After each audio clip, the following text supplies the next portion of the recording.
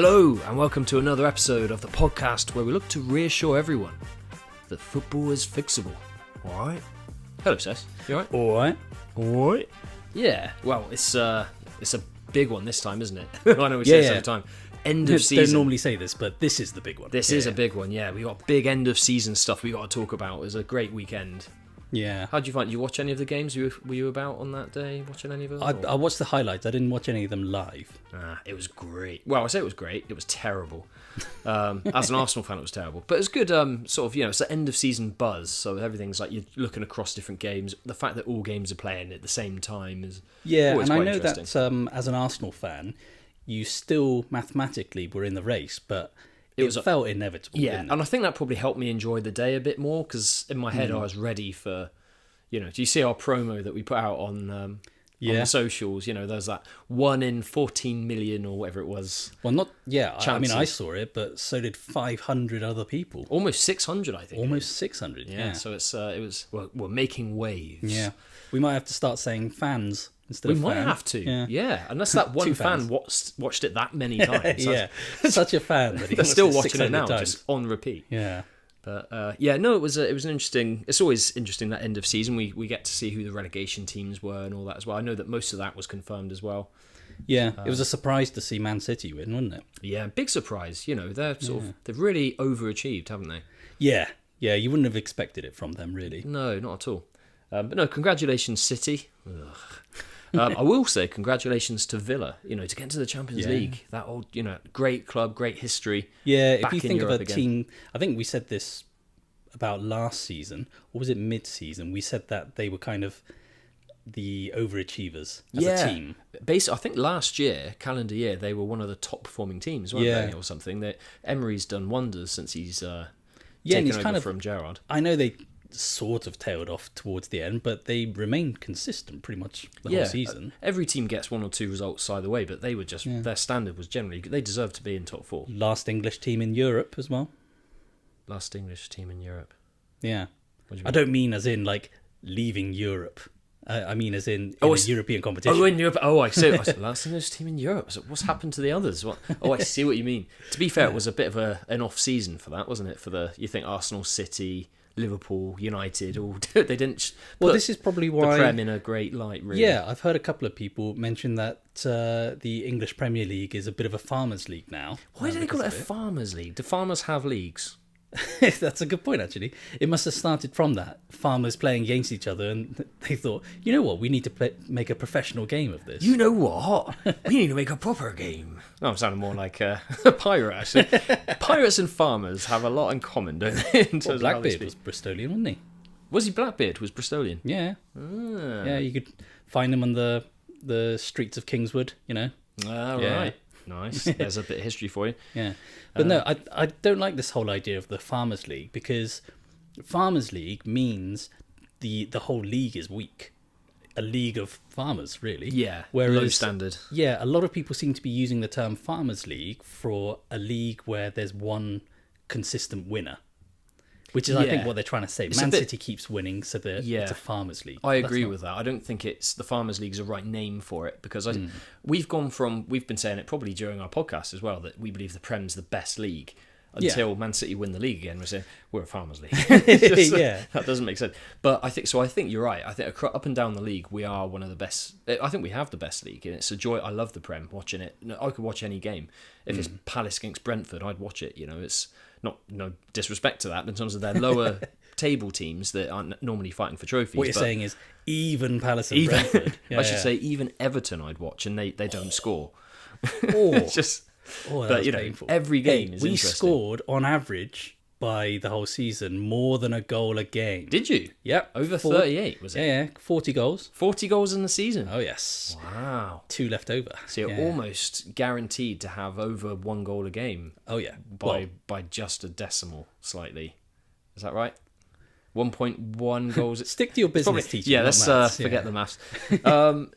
So that whole end of season was quite fun. But in terms of the Prem, the one thing I will say, I wouldn't say it's a farmers league, but it is boring, isn't it? In terms of, do you want in Scotland, which you might say is a farmers league, I don't know. It's going to be Celtic, maybe. Oof, that was to our Scottish listeners. I'm so sorry. Yeah. I'm sorry, pal. So it's Mac Allister, is it? Alexis Mac Allister. What's he doing? Yeah. You're not meant to come in yet. Stay in the green. This is we should probably explain this to people.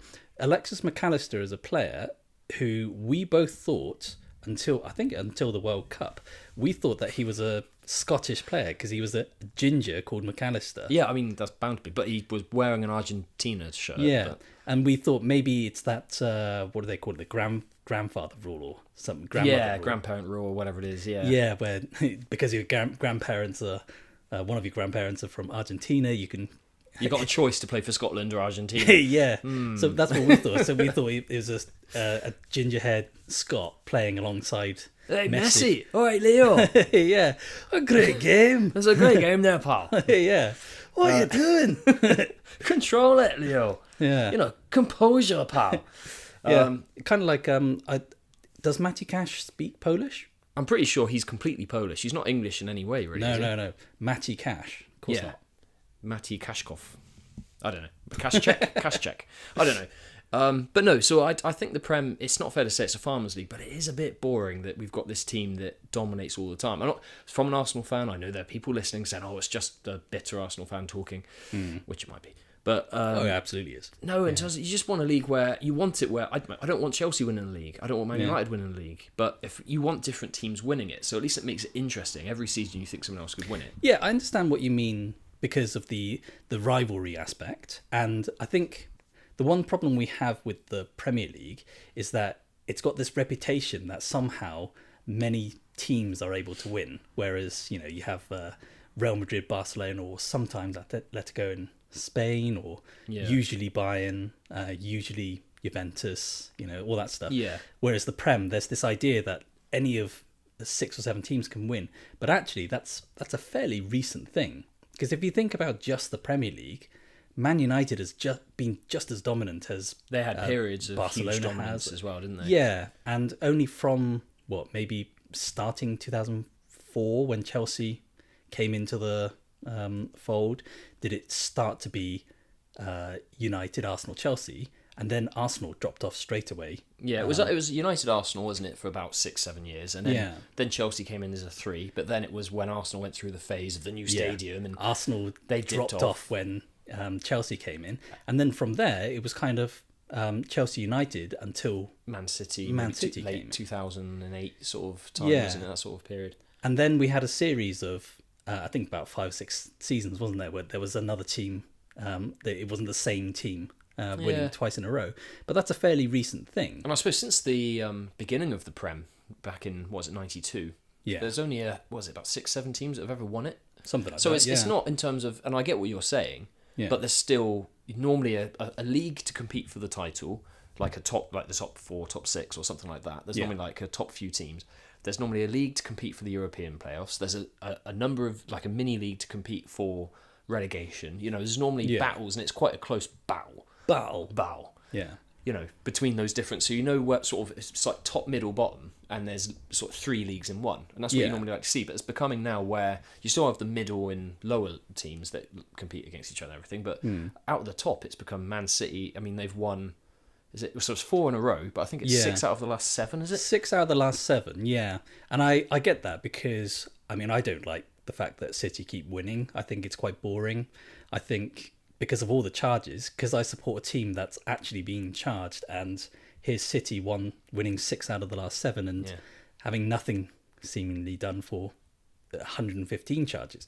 So I don't like the fact that City keep winning, but it's not as though, I think there's only been one season really where they were clear favourites winning, with several games in hand. A lot of the times they have had Liverpool and Arsenal pushed them close. Yeah, I mean, Liverpool got 97 points and came crazy, second. isn't it? That is pushing it right to to not the win limit. the league doing that. Arsenal this season 89 points. Yeah, that's our second highest ever. We've scored more goals and won more games than we've ever done in the Prem. And last season, I know that Arsenal dropped off, and it's all this whole bottle job thing. But the thing is, City, they must have been worried considering virtually the whole season they were. Pretty much the last 2 seasons, Arsenal have been top for the majority of it, I think. Yeah.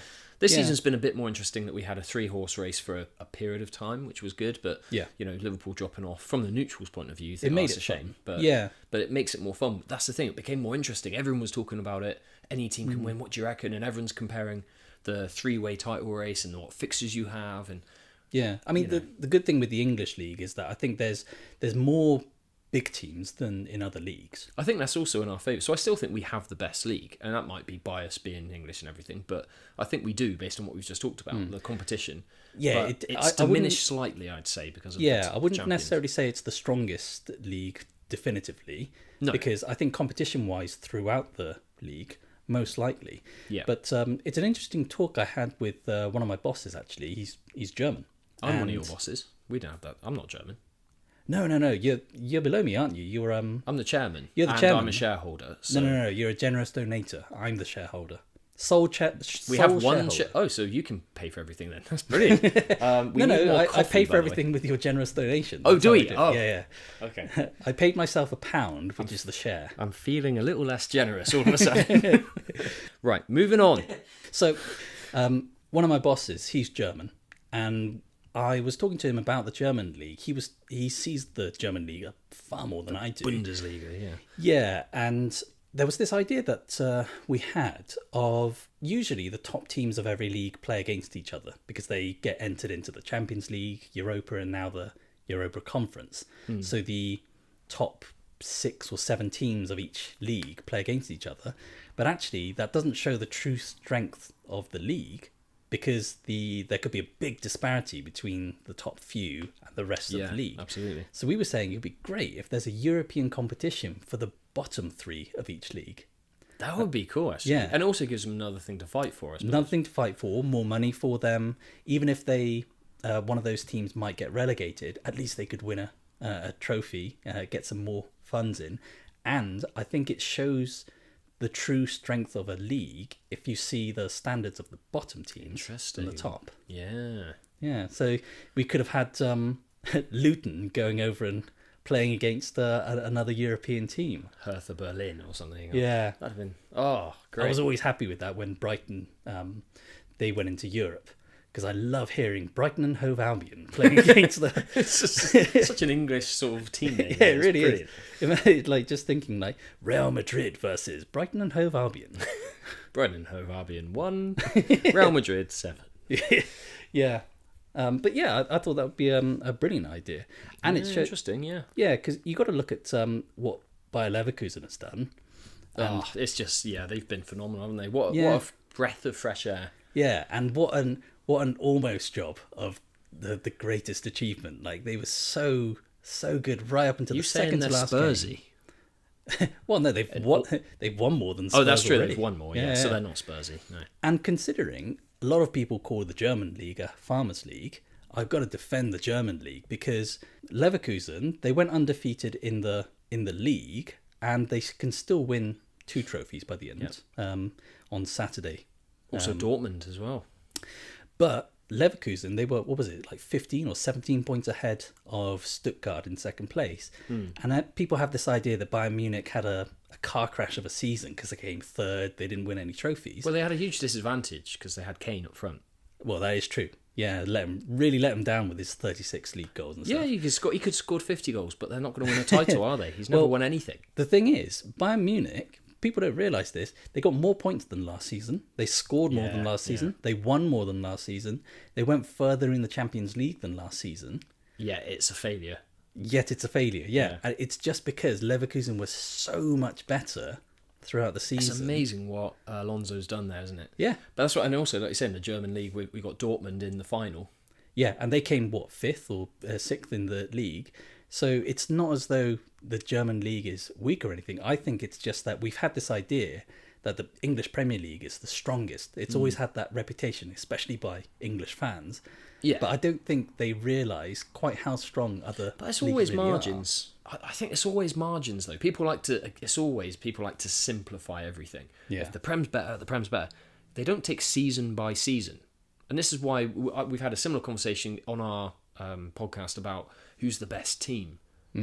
I think you can't compare teams in different seasons because it's a completely different environment, different margins, especially when you get things like rule changes and things like that. We kind of loosely said you shouldn't compare a team more than 2 or 3 years apart, really. Yeah. So comparing a team now to something 5-6 years ago, as well as players, and it just kind of it becomes more and more futile the further that gap becomes. But even season to season, things change, and teams, that every team's a year older, so sometimes that's a great team of more experienced players. They're suddenly past their peak, whereas a younger team are better. So it's suddenly those margins can swing quite a long way. Yeah. So I think, seasons should be taken on their own merit. In this season, you'd probably say the Bundesliga is better than the Prem in terms of level. I mean, to another show of strength for Germany is that Leverkusen knocked out West Ham, Dortmund won against Newcastle in the group stages, and Bayern Munich knocked out Arsenal. Yeah.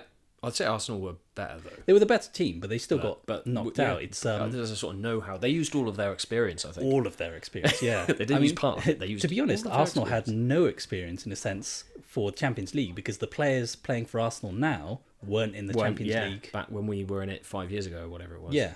I did see a thing that said after Leverkusen lost the Europa League final, they showed a stat that the last time Xhaka lost a game was when he was playing for Arsenal. Yeah, it was. Yeah. But you know what? Right. One last thing I want to say about the league being boring, and I think this proves my point. Okay. So the Prem being I can't remember what your point was. Is that it is boring or it isn't? Yeah, so the Prem is, I think it's great for competition going up and down the league, apart from now at the top, when we've got the same champions pretty much year in, year out, and it's so difficult to compete with this team who've got pretty much two first choice teams, essentially. They've paid for 2 teams that they can put out. They can sub anyone off and the quality won't drop. And I think that's really the difference. Arsenal's first team is on par with City, really. Yeah. But we haven't got the depth that they have. Yeah. And I think, and that's the same with Liverpool. We can't compete with City in that level. And Everton, we'd be up there. Yeah, exactly. Yeah. More about that in our main episode, because we're going to talk about some of the What about Everton? Wow. Team of the season and player of the seasons, that sort of thing. Yeah. And there's a few shout-outs for Everton players. I hope people realise that I was joking about Everton being up there. No. We're going to get onto Everton in a bit. But they do have the second best defence, I should say, yeah. after Arsenal. Yeah. But anyway, back onto my point. So a stat that kind of proves that I'm right about the Prem being boring at the top. Mm-hmm. So on the season finale, the end of the season day, according to sources at Sky Sports, 61% of viewers were watching Klopp's farewell rather than City lifting the title. Only 23% were watching City's title celebrations. And that's the same. I've got ESPN news as well. More people watch Liverpool's live stream from ESPN, so that's more American-based, I think, ESPN, isn't it? Watch Liverpool's live stream of Jurgen Klopp's farewell than Man City's title celebration. So that's different sources, all choosing Liverpool over City, and Liverpool finished third. I take one exception to that. Well, 2 technically, I suppose. There are more Liverpool fans than there are City fans. But City are winning the title. The biggest team in the world, aren't they? Aren't they? So, oh wait, no, they're not. Yeah, they're actually still not a massive team. Also, I think we can only use that stat in comparison to other seasons. Because what if the last few seasons there were even smaller percentages of people watching the City's last game or the trophy? Gives you a sense. If you compare, you can see a bit more. Yeah, absolutely. It might be that 61% is very high compared to other seasons. We have no idea. But doesn't it show something that 20-odd% of people are watching it? That's quite a low percentage of people from across the Sky Sports channels. And that's a momentous occasion. You're lifting the Premier League title. Yeah, and it also kind of shows that what we all know is that City really do deserve to have those trophies taken away because they're cheating whatnots. Are you sure about that? Yeah, definitely. Well, I have Shakespeare to back us up on this. Wow. 400 years ago, you predicted Man City's cheating ways. Well, yeah. So whenever I talk to any Man City fan about this, and they say, no, we'll get off of it, it's fine. That Man City student I teach and all that. Yeah. For example, say, it's all right, we'll find our way out of it. We won't get. And to be honest, Simon Jordan this week on TalkSport was saying something similar. He said, just settle it out. It's probably going to be settled outside the courts or something. And it's just think, is this right? Is this fair? Does money talk? Is it right? And it just doesn't feel right. And there's something that Shakespeare said in one of his, I think was it Henry IV or something or other. I want to sound very sophisticated now. Yeah. For nothing can seem foul to those that win. So the idea being that if you're winning, then no, nothing wrong with that. What's wrong? We're the best. Yeah. There's no doubt, sort of thing. If you listen to Man City fans, that's probably the case. Come on, there's no Man City fans out there. There must be somewhere. I don't know. Yeah. Maybe. That's for you if you are out there. If you are out there. If you're listening. Right, should we get on to our main episode then? Yeah, let's do it. So, we thought, as it's an end of season special, really, we'd look at our players and team of the year. Yeah. So we look at our nominations, wouldn't we? And it's a prestigious one. It's a prestigious one that it rivals the Football Writers Association. Yeah, and the player football, PFA. Yeah. It rivals them, but the thing is, it's no competition. This is the one that they've won. This is the actual one. If you've got this on your CV, you've won for, what are we calling it? The AFA, the All Right Football Association. Yeah.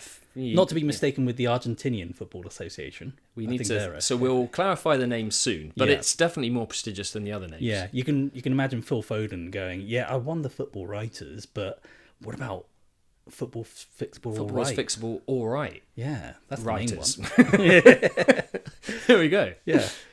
Well, we'll see if Foden wins it first. Let's see. So we'll have our own players of the season, as well as, well, I say our own, as in All Right Media Productions' own. Yeah, exactly. As well as the team of the year. And the thing is, we're going to do this properly. So unlike a lot of the pundits and other team of the years that you might have seen, and also potentially player and managers of the years, we're going to look at this from a completely logical perspective. Yeah. And the idea is our system, our methodology, if you like, is to pick a team based on their function that they're performing in that team. So by position, we're going to have, say, in midfield, we're going to have one pivot. We're going to have one box-to-box midfielder, and so on. So we're going to it's a team that has to make sense once we pick them. Yeah, exactly. It's a team that can actually function, because what you often see is when you see team of the years, you'll see a load of players that individually are brilliant, but that team's never going to function. Yeah. So we wanted to pick a team that, our goal is a team that could challenge City and Arsenal at the top of the league to try and beat them. And we might use some of their players to do it. Yeah. Quite often you see, don't you, for the all-time best players in a team, and you see Zidane as a defensive midfielder. Yeah. Just so they can accommodate Pele, Maradona, Ronaldo, yeah, Messi. you have 4 forwards or something, which that's not how football works. Yeah. So we're looking at this from a more logical perspective. So we've chosen the top 3 or 4 players per positional functionality. Are those words? Those are words, aren't they? Oh, they're definitely words. There we go. Brilliant. There you go. Okay, so shall we start with the keepers? Yeah, let's stick with tradition. We often start. Well, most people start with keepers. So we have from the best team in the world, Jordan Pickford. But what, he plays for Everton though? Exactly. Oh, my point exactly. And from the worst team in the world, we've got David Raya. But he doesn't play for Everton. No, he doesn't. He plays for Arsenal. I think you've crossed some wires there somewhere. No, definitely not. And number 3 is Emi Martinez. Arsenal legend. Former Arsenal player. He got out of the hellhole that's Arsenal. He helped. He won the FA Cup with us in Arteta's first season. That's true. And then he left Arsenal and won the World Cup. And we've won nothing since. Yeah. Damn it. But no, I'd say those 3 are probably the best. They're standouts. There's some great. I think statistically, some people would mention Jose Sarr for Wolves. I think he's done a lot. Yeah. For them. Vicario for Tottenham. Vicario's been a good signing. Yeah. Yeah. As first seasons go, that is a really good first season. Yeah, but he's joined a team that's Spursy ultimately, so he's got extra weight to carry. Yeah, but I see those top 3 would be the main 3 in the running, wouldn't they? Yeah. So shall I go first? I think I would say Pickford. The Everton. He's just the best keeper, plays for the best team. Just it's simple, no bias. No, he's Everton. I don't have bias. I'm an Everton fan. He says. No. Well, let me put some credibility towards my argument. I've often said to you before that the goalkeepers lower down the league, they work far more than the keepers at the top. But the keepers at the top usually get given the Golden Glove because of the clean sheets. Yeah, David Raya's won the Golden Glove, and last year it was Edison or Allison, and something like that. It's always one of them. Yeah, it's normally one of them. Yeah, and Petr Cech has the record for most clean sheets. Former Arsenal legend, yeah. Yeah, I suppose. Yeah, I'll give you that. But the thing is, we've said before on another episode that clean sheets for a keeper is the same as a win ratio for a striker. Yeah, we measure strikers on goals. Yeah. But actually, if you compare the logic with what we're saying for keepers, like you say, is saying, well, let's judge a striker based on how many times the team win. Yeah. Because clean sheets is a team effort. Yeah. So logically, if we measure strikers on goals, we should measure keepers on saves.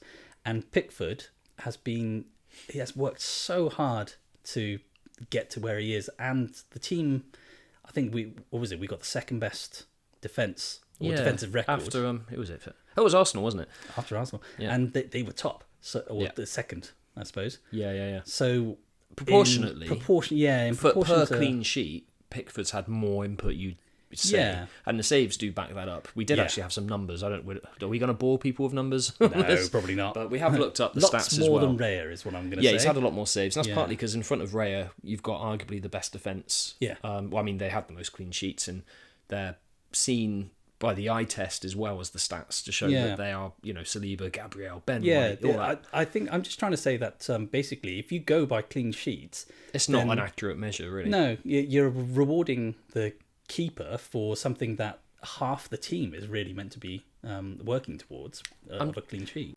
Yeah. What would you say then for keeper? Well, I'm going to put down Pickford. Oh, excellent.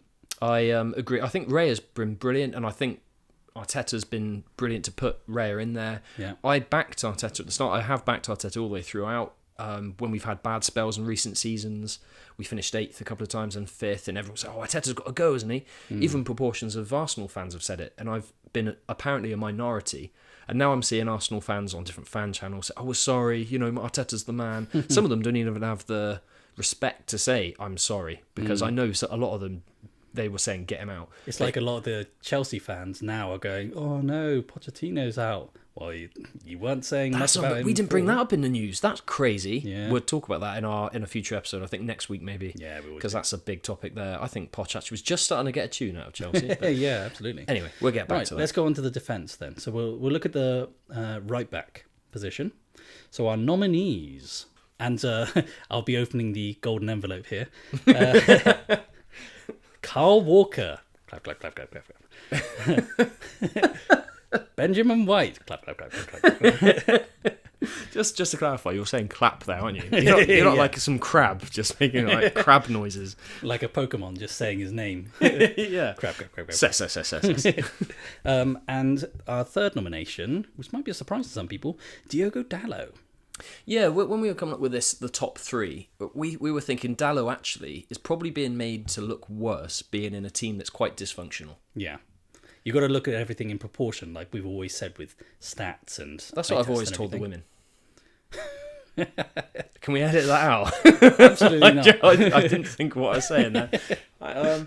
Anyway, so yeah, no, Dalot's had a really good season, I think, based on his ability to get... He's really helped the team. He's often, when I'm looking at United, he's one of the players that I can actually see is really giving it his all. He makes a lot of good challenges. He's creative. He gets forward. I'm sorry. I've just my listeners are that I'm getting loads of buzzes on the chats and things. So there's no Trent. Are we not bringing loads of buzzes on the chat? No, unfortunately not. All the callers. We've got blocked phone lines at the moment. So yeah, Trent Alexander-Arnold's not actually on our top 3 list for right backs. No. Well, I would say if you were talking about Liverpool right backs, he's not even the best English Liverpool right back, I would say. At Liverpool. Yeah. Is it Conor Bradley's? He is English, is he? I thought he was Scottish. Oh, Alexis, is he? Is he one of your lot? No. I don't know. Actually, I don't know. Were you doing a Spanish or Scottish accent there? I suppose Mac Allister's a bit of both, isn't he? He is a bit of both. Yeah. So he has to be. So it was genius, that impression. So between Walker, White, and Dalot, then, do you want to go first?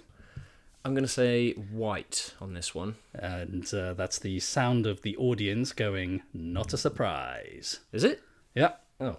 All together, they said it. I want clap, clap, clap, clap. To be honest. Yeah. I think Ben White's been absolutely brilliant. His creativity, the way he's really a kind of centre-back in a way, but the way he's moulded into a right-back the last couple of seasons, he's been one of our best players back there. He's been brilliant. In all honesty, I would say White as well. Although I think that Walker's just a special He's brilliant. kind of player. Don't get me wrong. This is very fine margins, really. Yeah. I do think that he started to show his age a little bit. Yeah, he's had more injuries than White as well. He's been more of a stalwart this season, Ben White, I think. Yeah. He's played practically every game. Yeah, I think... So I think White might edge it, and I'm trying not... I don't want to be biased. I know bias doesn't work like that. Both of us don't want to be biased, but we've chosen an Everton and an Arsenal player. So to the remaining people listening, so you Everton and Arsenal fans out there. No, I think Ben White, has a strong case to challenge Walker there. I think Walker has the pace, even though he is now slightly getting past his prime, maybe. Yeah. But I think Ben White offers a lot more to Arsenal. Yeah, I think so. Okay, well, our two centre-backs. So we've got our first group of centre-backs, and the nominees are William Saliba. Clap, clap, clap. Clap, clap, clap, clap, clap, clap. Yeah. Ruben Diaz and Van der Ven from Tottenham. Ooh, shush back there. I'm sorry, Sess. I've got to control Alexis is just constantly on about Tottenham, isn't he? Yeah. God. So out of the three, my turn first, I suppose. The easy answer, I suppose, is Saliba. I would say out of the three, Diaz, Van der Ven has been the most important centre-back for Tottenham. Yeah, he's had a really good season. Is it his first season as well? It is his first season, yeah. He's had a good season, Van der Ven, yeah. He's had injury issues and stuff. It's just Saliba, if you look at last season, Arsenal tailed off without him. This season, he's played every game, I think. Yeah, he's more minutes than any other player in the team. Yeah, and then Arsenal went right to the last game. And best defence in the league. Best defence. And it just kind of shows his importance, and I don't think you can look past him. I'm definitely glad that we've started this podcast during a time when Arsenal are fighting near the top of the league. Because if this was like 5, 6, 7, 8, 9, 10, 11, 12, beyond the seasons ago. And the nominations are Felipe Senderos. Yeah, exactly. I wouldn't be able to say much here, but I'm genuinely trying to look at this from more who deserves to be in this team. See, I think Saliba, you'd be hard pressed to say he doesn't deserve to be in a team of the year. Okay, well, the other centre backs, the nominees are Gabriel, Lewis Dunk, and Virgil van Dijk. See, that's one of the group of deaths, that one, isn't it? Yeah, I would say so. I mean, I've got to say that Branthwaite was close to getting into there. Yeah, definitely deserves a mention. He's been. I think it's just because of his age, his breakout season, breaking into. But he was England squad, part of a unit that had the second best defensive record, and he's massive as well. He is a bit. I didn't realise how big he was playing against. It was Arsenal Everton at the weekend. Watching that game, I didn't realise how tall he was. Yeah, actually. He must be one of the tallest players in the Prem. Yeah, good player. He's got a good future ahead of him. Yeah. All right, so out of those three, who are you going to go for? This I really struggle with. If it weren't for Van Dijk, I think Liverpool would have struggled to finish where they did. I think they'd have probably not even finished in the top 4, possibly. So, but Gabriel, I think with Gabriel, he's brilliant and he complements Saliba. So that's what makes him such a great unit. He just stands there and goes, "Oh, you're doing really well, Saliba. You look great." Yeah. Yeah, I think they complement each other because you look really nice in red. You got lovely eyes. Yeah. He also plays football well, and he does. And being left-footed, Saliba's right-footed, and Gabriel's kind of like the you have like the big, strong centre backs, and then you've got the sweeper behind. Yeah, it's kind of like they partner each other in that sense as well. Yeah. So they're more of a unit together, which is brilliant. But Van Dijk's phenomenal, and I think if you put Van Dijk in this Arsenal team, I don't think we drop. I completely agree with you. So I think I'd have to say Van Dijk and Saliba. I feel harsh saying that to Gabriel, who's been brilliant, but I'm glad you said that, because if you look at the stability that Arsenal's had in defence, it's got to be one of the main reasons why Arsenal's got the best defence record this season. Because aside from at the beginning the whole Ramsdale-Raya thing, and left back, we've had a few issues. And left back, I suppose, it's been relatively stable. Yeah. With Liverpool, Alisson, he was a stalwart for many seasons, and yet he's been out for half a season. Yeah, Robertson. And you've got to say, Robertson's been out most of the time. You had Gomez, Konate, Kwanzaa, Matip, Connor Bradley, Trent, all of them in and out with injury. Van Dijk's the only one who's been there the whole time. And when it comes to defending, it is really, yes, you can pick players out, but it is a unit. It's really about building those relationships. You have to try and keep the offside trap together. Yeah. So when you've got someone chopping and changing all the time, Van Dijk's had to do he's carried that defence really. Yeah. So I'd say he deserves it. I agree with you. Based on that. Yeah, imagine Saliba and Van Dijk. Yeah. Right. So the left back. The nominations are Gvardiol, Kivior, and Udogi. Again, shout out to Mykolenko, just saying. Yeah, and again, he's part of that second best defence in the league. Yeah. Mykolenko, I think he's been brilliant. He's been in my FPL team for a large part of the season. Yeah, for a lot of people. He did get that bad injury near the end, so he's missed the last couple of games, didn't he? But but I think he's crucial to what Everton have done. So yeah, definitely. Tough one though, that one. I would say for me, Udogie has made a massive impact for Spurs. He's been incredible, and again, breakout season. He's so young, but I've got to say, Gvardiol shows some sort of class that I don't think any of these other players have. I feel as though he's the one that it took a bit of time for him to cement his place, but when he did, he just shot up, and I can only see him get better and better. The thing is, he's a centre-back by trade. That's how Man City bought him, but he's playing left-back. Yeah, same as Nathan Ake. They just tend to play with, aside from Kyle Walker, they just play with all centre-backs in defence somehow. But Gvardiol he's just cemented that place.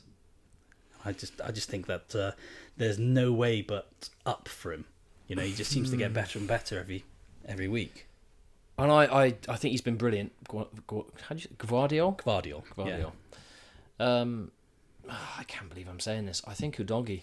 Oh wow. I think the thing that goes against him is he had the injury for the last month or so, was it? Or it's been a while. Feels about a month or 6 weeks or something. Yeah. But I think the impact he's had at Spurs again first season, but it was his ability to get. He wasn't just getting forward and supporting. He was He was just running past people. Yeah. His impact. He's one of Spurs' most successful players this season. I think he's been brilliant. Yeah, and he's been, and as we all know, we rate defenders by how well they attack, and he's been brilliant there. Thinking about going forward, I think he's better at attacking than Gvardiol. Even though Gvardiol's scored more. Yes, but I think that's partly because Gvardiol's in a better team, which dominates in the opposition's half a bit more. It allows him to attack more. Yeah. I think individually, Udogie's got more to his game. And when it comes to rating players, we've got Gvardiol or Udogie. We tend to go on the impact of the team, don't we? So if you take Gvardiol out or Udogie out, who would impact the team more? And Udogie probably impacts Spurs more, doesn't it? And again, because Man City could bring in several other defenders, Ake could play that side, like you say. You've got Akanji who's even played that side. Yeah. You know, they've got players they can bring in to just handle it. Whereas Spurs, it's a much bigger loss to them to lose Udogie. Yeah. So I think I can't believe I'm saying this, but Udogie would be my choice in there, I think. For the true North London team, yeah. All right, so now we're going to midfielders. And again, I don't say this often, but this is the big one. Right. Yeah, so we're going with defensive midfielder first. So like the pivot, the one who can destroy... we call them the destructors. They destroy play because they win the ball back. They have to break attacks from the opposition down, retain possession, that kind of thing. But also just keep the ball ticking over, don't they? Yeah. So the nominees are Rodri, John McGinn, Polinia. Ooh. Yeah. Rodri. Yeah, next one. Yeah, I think that's fair enough, isn't it? Yeah. He's one of those players that I think he is so world class. He will literally walk into any team. I can't think of a single team that will not want him as a first team for player. what he does. Yeah, for that type of position. Yeah, it's hard to argue against that. Yeah. Okay, so the even though Rodri deserves to be spoken about a lot, he's the one that we're speaking the least about. But he's the easiest to put in, I suppose. So that's the credit that he gets, I guess. That is true. All right, well, the next place, the number 8 role, I suppose, we've got Declan Rice. Yay! Yeah. Alexis Mac Allister. Aye. And Bruno Guimaraes. Guimaraes. Yeah. Yes. I've heard at least like 4 different ways that people say that name. Yeah. So Rice, Mac Allister, and Guimaraes. Again, I think the fact that we've mentioned those 3... So every position we're talking about, I think the fact that we're mentioning them is how highly we think of them. Yeah. That's Declan Rice, isn't it?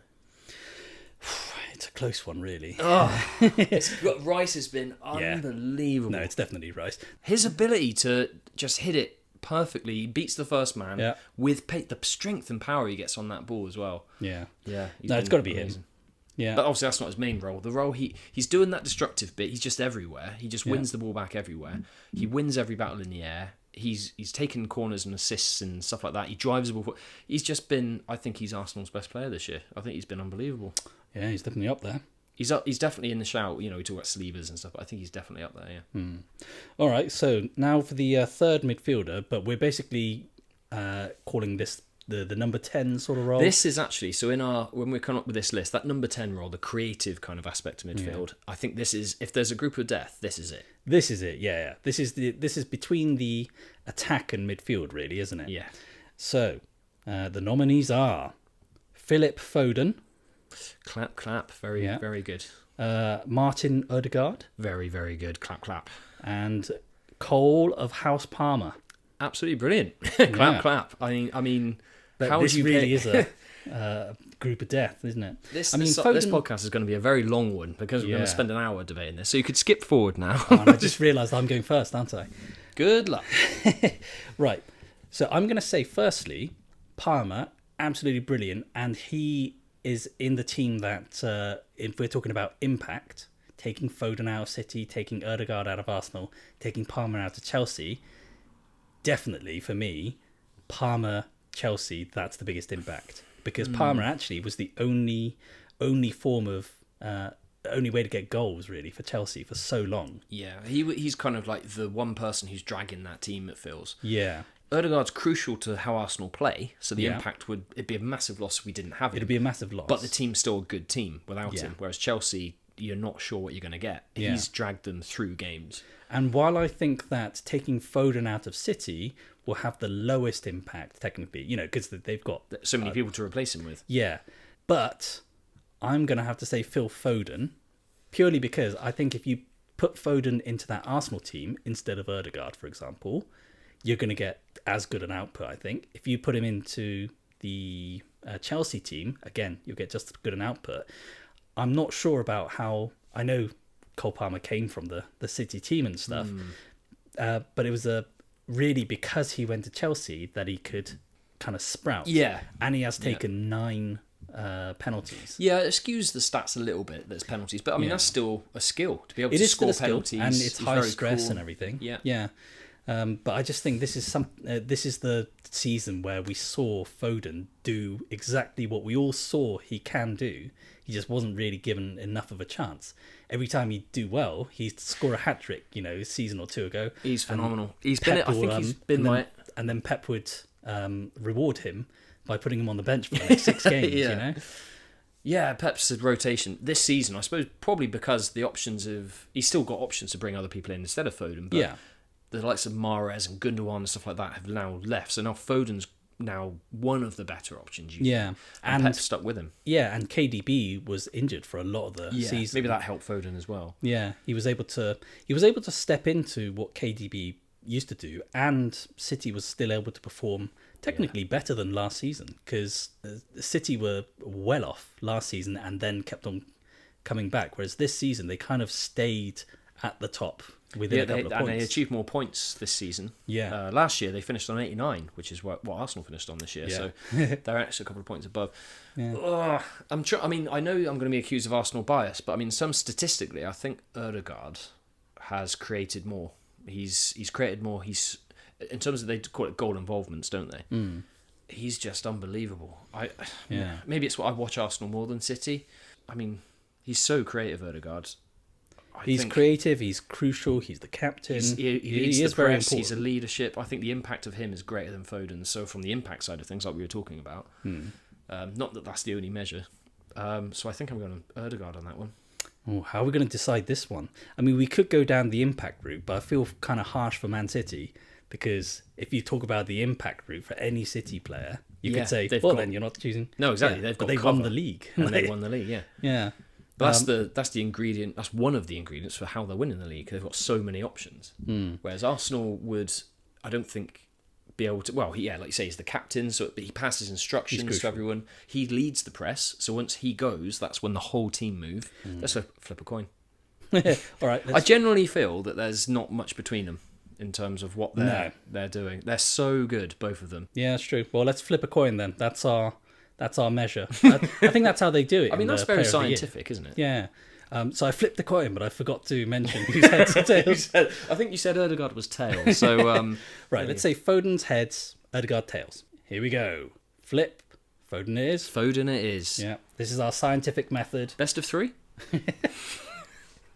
I mean, they are so good. It's difficult to pick between them. But yeah, I don't think it's a wrong answer either way. But it is wrong to say Ødegaard, apparently. Okay. Yeah, so the next one... Fates. The gods have chosen. Yes, the gods have.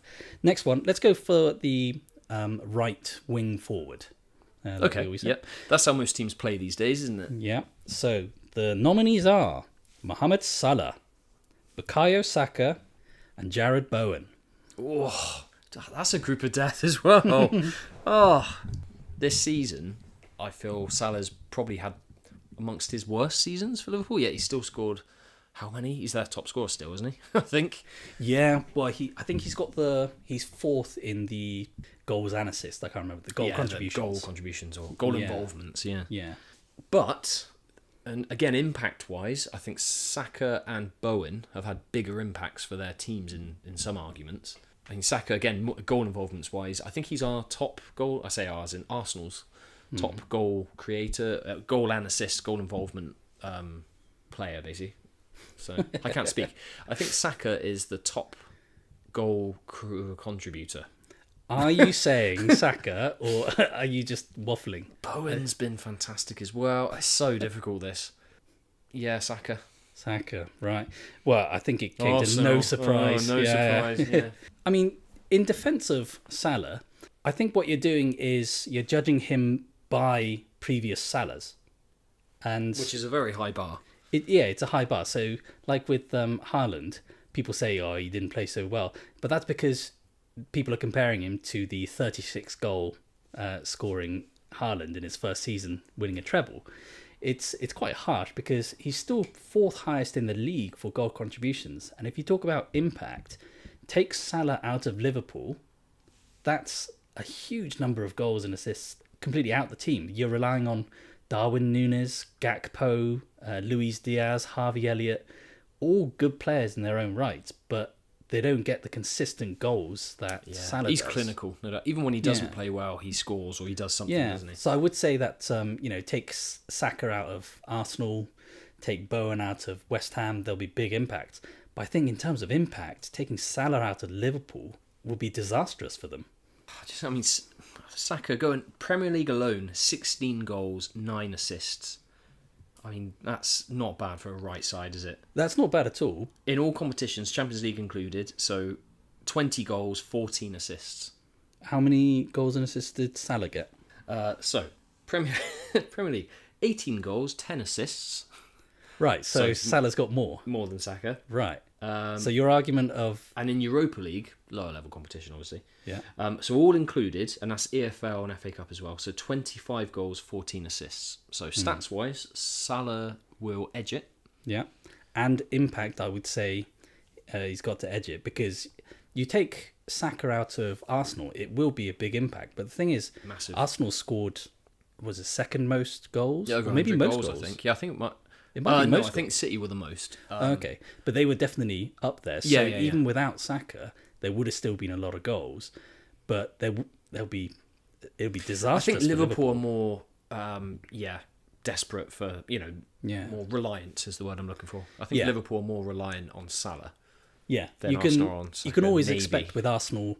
The rest of the team kind of helps out. So Ødegaard gets the goals. We spread the goals. Rice, Whereas with Liverpool, when Salah's not playing, can you rely on Darwin or Luis Diaz, these players for the consistent goals that Salah gets? Maybe in the next season or two, depending on when Salah eventually leaves. You think he's maybe nearing the end of his career at Liverpool this season or maybe next season. Yeah, we'll soon find out maybe. But I would say Salah. You would say Saka. So are we going by... Flipping a coin again? Well, stats and impact, which are two of the main things we talk about. I think that's a fair both point. Of them Salah. But yeah, like you're saying, stats and impact, he probably has the edge. So I'll let you have Salah if you want him. Yeah. Well, it's not that I want him. Well, you do, apparently. I've seen the way you look at him. Oh, yeah. All right. Yeah, I mean, I'd love him to come to Everton, I suppose. That's the next step up, you know? Yeah, it is. Yeah, he hasn't reached that level yet. No, not quite. Best team in the world, apparently. Best team, yeah. Okay, so the left wing forward, the nominees are Trossard. Yay. Anthony Gordon. Boo. No Everton bias there. No. And Luis Diaz. No, everyone's just neutral with Luis Diaz, man. I'm going first, aren't I? You love him, don't you, Diaz? Luis Diaz. He basically took over the mantle from Sadio Mane. Yeah. And I understand that Mane, his consistent goals and the way he was able to get... We've had these arguments, haven't you? And I'd say Mane, for me, was the most important Liverpool forward. Yes, absolutely. However, I've always been of the mind that Luis Diaz can be to that level. The problem that we talk about, when we talk about him, we say about his consistency with his goal scoring. He's not clinical enough. He's not getting high enough numbers. And to that, I say he's got the ability to get that. He's very close. But if you think about it, this season, or if I suppose parts of last season and this season, he had an injury that left him out of the team for almost a year. Yeah, he missed a lot, didn't he? Yeah, and then when he came back, his parents got kidnapped. Yeah. And relative to all of that, considering all that, he's had a brilliant season. If you ask Sadio Mane to try and play and score consistently after being out for so long and then having such a disastrous family thing going on in the background, I think anyone would struggle. But even this season, he started to play well again this season. I've never seen Kyle Walker struggle so much against another player. And, you know, we've seen Walker play against Mbappe, some of the best wing forwards out there. And yet that 0-0 with Liverpool and City, Walker was struggling so much. And you know what I'd call Diaz? He's a menace. He's the one player I think he's a menace. He will not stop. He's up and down. Yeah, that player on five-a-side that everyone knows who's like way more skillful than anyone else, just dancing past everyone. Just does not stop. But he's not clinical enough. Yeah, I know what you mean. I think between the three, Trossard, Gordon and Diaz, again, looking at impact, thinking about stats and everything as well, as much as I hate to say it, I think Anthony Gordon I'd have to choose. The impact he has for Newcastle, him and Isak have been unbelievable. Yeah. Fair enough. Well, both of us are saying Gordon. Yeah. Yeah. All right. Well, one position left, which is the main attacker, the striker up front. And the nominees are Isak, like we just said, Watkins, and Haaland. For me, it's between... Oh, that's such a difficult three as well. Isak's probably the best finisher out of the three. He's had injuries, though. Impact-wise, I'd say Watkins for what he's done for Villa. Yeah. Numbers-wise, you'd say Haaland. Because of the goals. So evenly spread out, isn't it? Yeah. So it's so difficult to pick between the three of them. I don't know. Can we just stop here? I don't want to pick. The good thing is there's no wrong answers. Everyone will have their own opinions, but most people mistake opinions for right and wrong. Exactly. Yeah. So, and if you measure it just by goals, you're kind of taking everything else out of the team or the team they play for. Without Watkins, Villa got into the Champions League. Yeah. What a performance. And Watkins took no penalties, which I think the other two did take penalties. They did, yeah. Haaland took quite a few penalties with that. So I'm going Watkins, I think. That's controversial. Okay. I genuinely am torn between the three of them. I think Haaland would probably be very close to... Yeah, well, I don't buy into this idea a lot of people say where, Haaland's playing for Man City, though, it's easy and stuff. Or if it's so easy, then why is it that Aguero never scored 32 goals? I think highest for him was 26? Why is it that Haaland at the age of 19 could outscore anyone in Europe for Salzburg? Yeah, his numbers are ridiculous. Yeah, he's proven he can do it in any league, in any team. So I don't buy into this idea that he's not clinical enough or anything. I probably would have to say Watkins as well, though. If you told me which one would you pick for a game tomorrow, I'd probably say Haaland. But in terms of the player who's played best and made the biggest impact for their team and been the most consistent, I'd probably choose Watkins. And another thing to support that, Haaland was injured for chunks of the season. I know this because Coops kept him in his fantasy football team for weeks and weeks without him earning a single point. As captain as well. As captain. Yeah. That's Coops. Love you, Coops.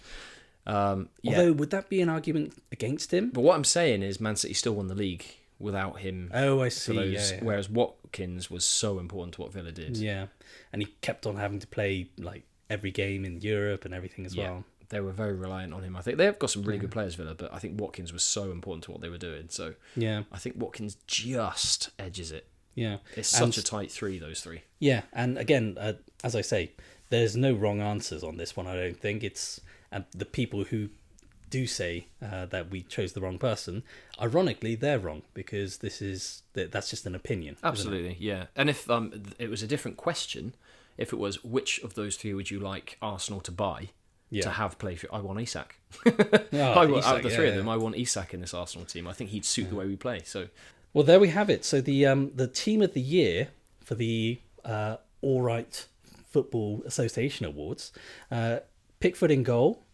When in defence, White, Saliba, Van Dijk and Udogie. Midfielders, Rodri, Rice and Foden. And in the forward positions, Watkins, Salah and Gordon. I still think Ødegaard needs to be in there, but that's a good team. We let the gods decide, Will that team beat Arsenal and Man City to the title? Would they compete? Yeah. And Liverpool, obviously. Liverpool on that top Well, side. the Arsenal and City players that are in there, they're not allowed to play for Arsenal and City, are they? Oh, are they cup tied as well? Yeah, so, they are. Right. Oh, yeah. brilliant. So I reckon we'd win. Yeah, we'd win it. Excellent. We took their best players. So on that note, then, should we decide who our player of the season is?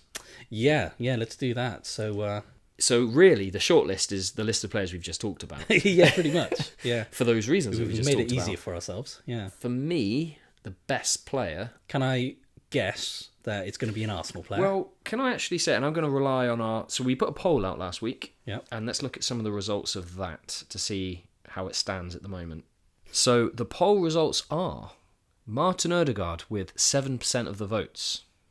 We have Cole Palmer with 14% of the votes. Declan Rice with 28% of the votes. Phil Foden with 50% of the votes. So in terms of our general poll, Phil Foden's going to win this one. Do you agree with that then? I wouldn't necessarily be upset with Foden being chosen. That's partly because you voted for Foden on that poll. There is that. But also because I couldn't vote for the player that I actually think is the player of the season. Rodri.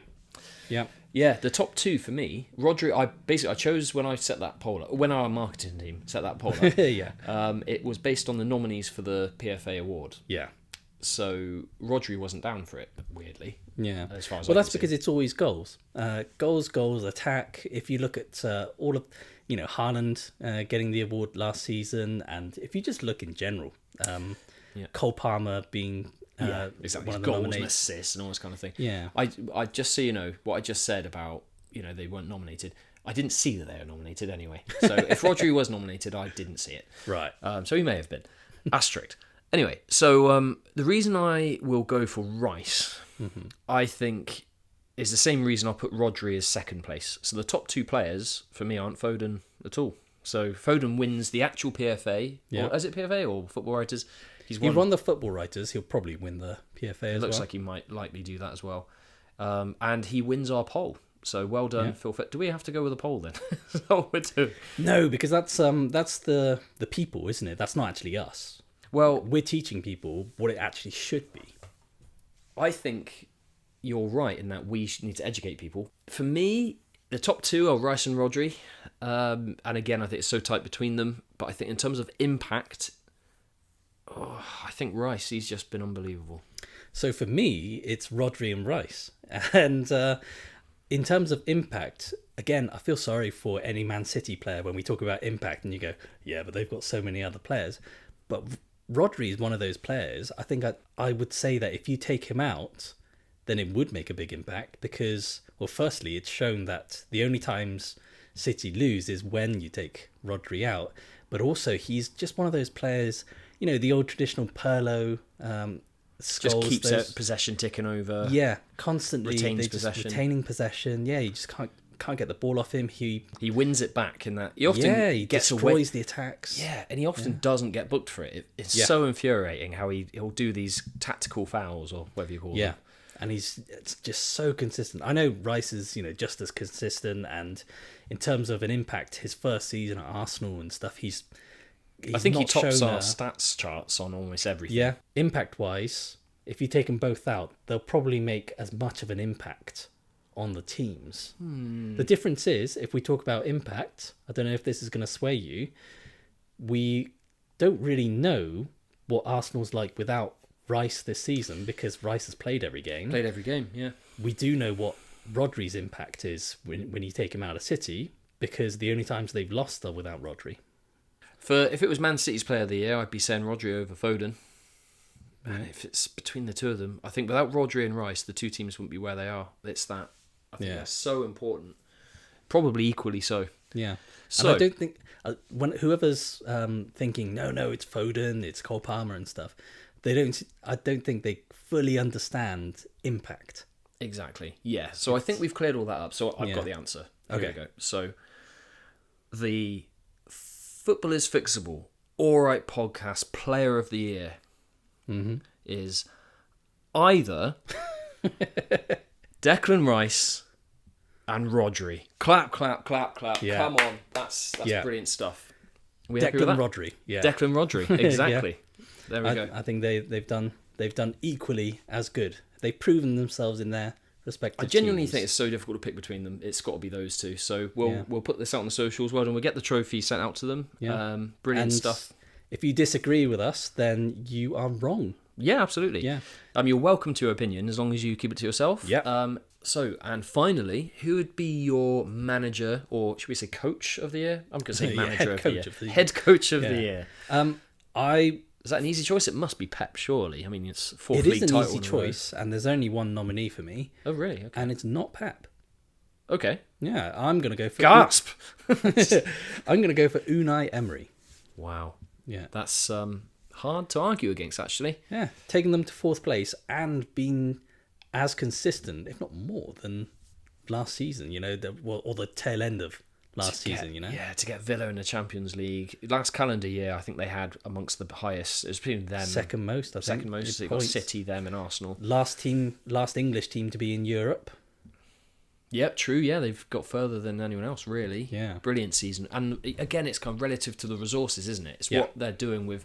You probably, pretty much be certain to say he doesn't have the same resources that Pep and Klopp and Arteta do in their relative clubs. So. Yeah, if you look at the start of the season, who were the favourites to win the league? Pep's Man City would be top.